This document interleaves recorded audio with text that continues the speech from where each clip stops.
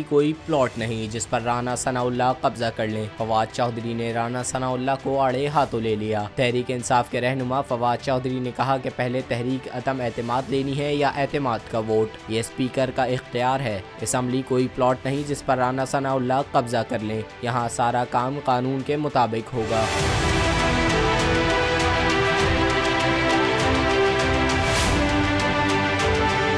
लाहौर में मीडिया से गुफ्तगू करते हुए फवाद चौधरी ने राना सनाउल्लाह और हुकूमत को खरी खरी सुना दी और वाजे किया कि इजलास में परवेज़ इलाही एतमाद का वोट लेंगे और अपोजिशन नाकाम होगी।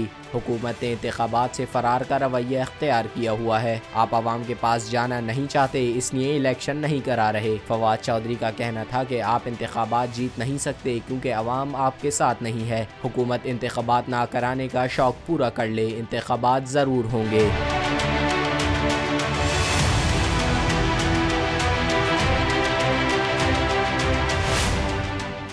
हकीकी आजादी की जंग में बोल भी कप्तान के हम कदम। इलेक्शन कराओ मुल्क बचाओ की लाइव ट्रांसमिशन, दिखाई लम्हा बलम्हा सूरत हाल। रील और रेटिंग में भी बोल न्यूज रहा नंबर 1। सब्सक्राइब करें और बेल दबाएं ताकि कोई खबर रह न जाए।